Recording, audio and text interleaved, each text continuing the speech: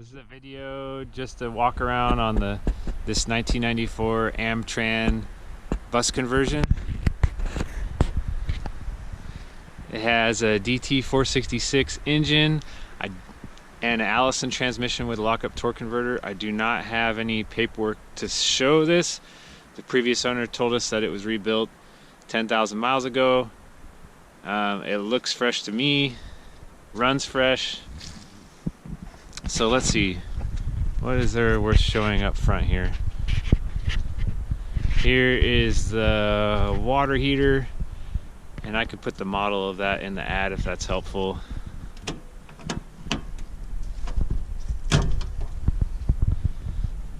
It's new. Everything's hooked up to it except for the propane. It needs propane, and then then there'll be hot water. We have the shore water hookup here, and then this is the filler for the tank. The bus engine batteries are in here. There's the freshwater tank, 40 gallons. We have a pump, but it doesn't have power hooked up to it, so it's not operational yet. And then here is the, let's see, right there is the 40-gallon gray water tank. This has a composting toilet, so it does not have a black water tank.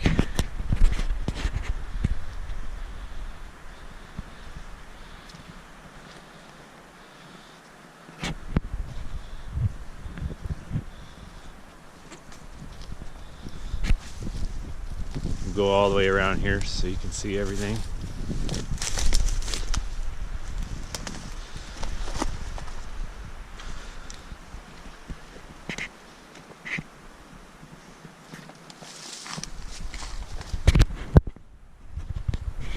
Go underneath here and just see what's underneath. Not that much to see.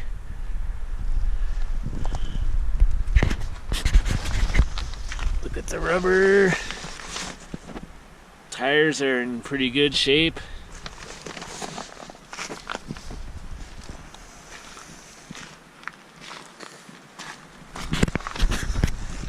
And then I mounted the propane tanks, got a regulator and everything and some hoses, but then never got around to running the propane lines to like the water heater. So it's propane system's partly installed but not finished.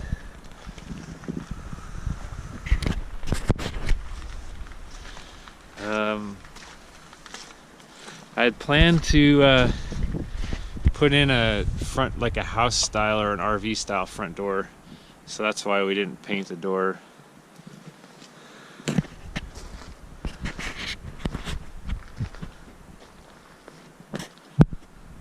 Alright.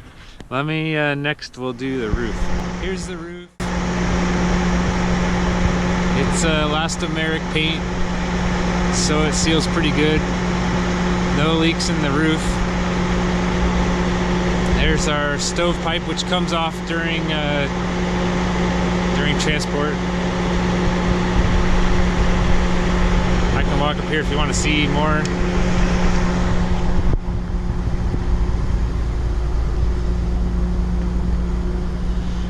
In the place where there used to be the emergency exits, we put these Lexan skylights.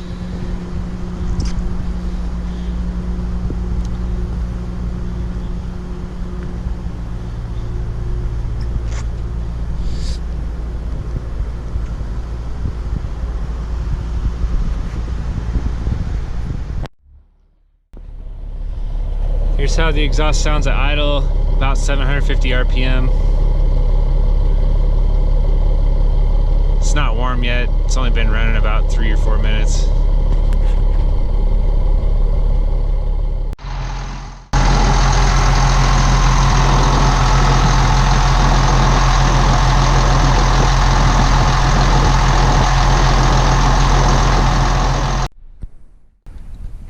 We're gonna take a look at the inside.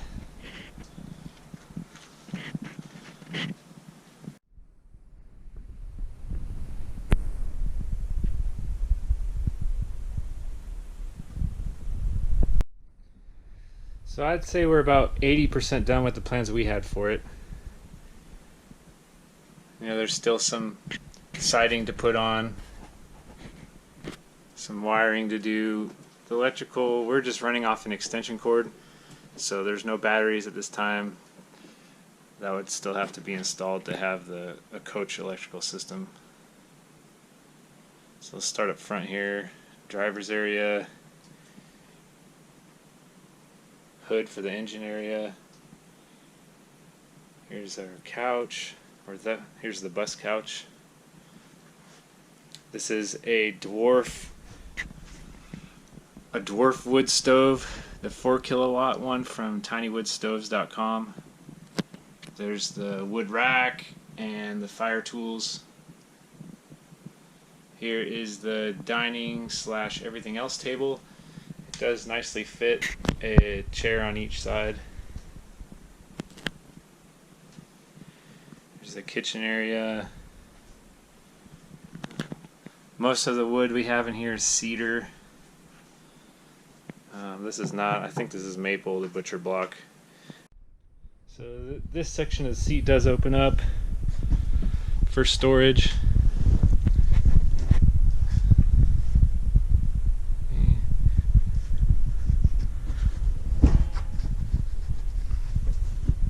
This side's actually the wheel well under this side, so there's no storage under there. The other wheel well's under the wood stove.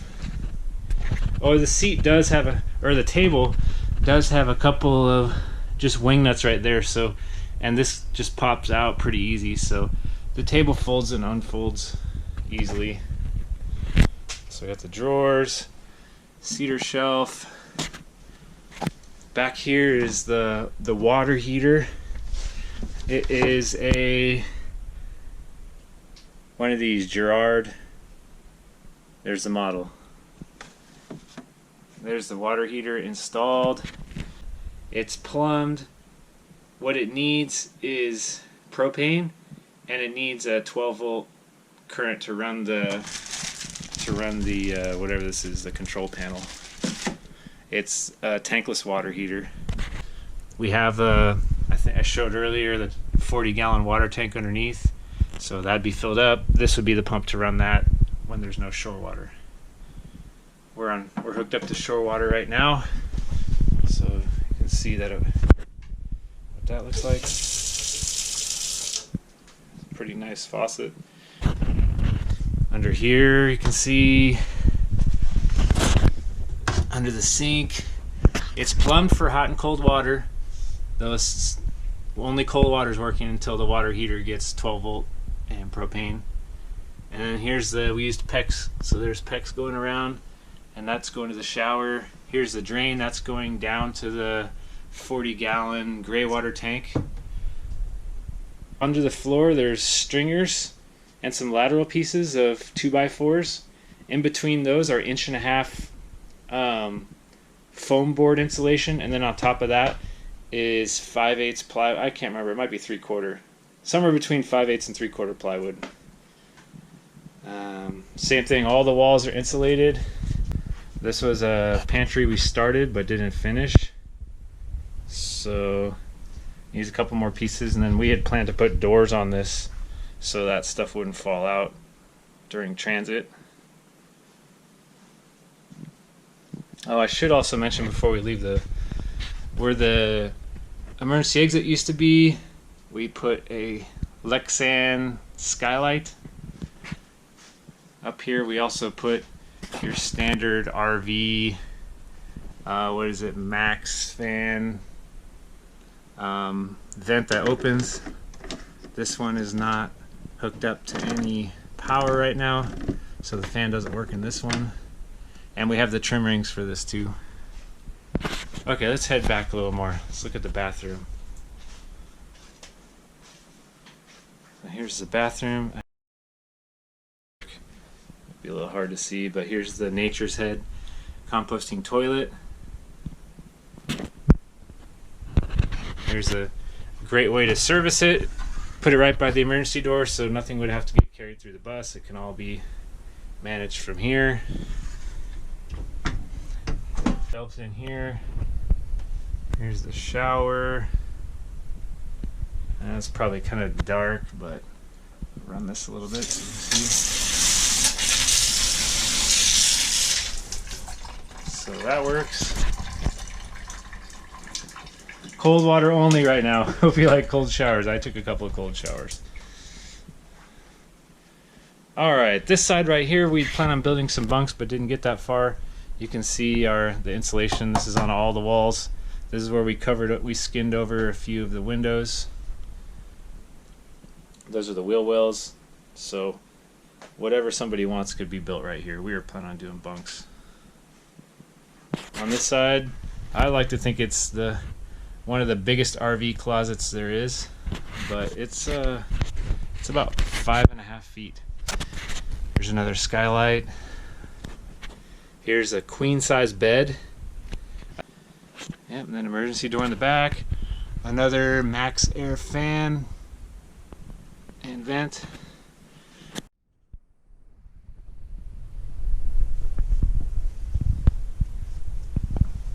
I'll just walk back to the front. As I mentioned that before, there's a mirror right there.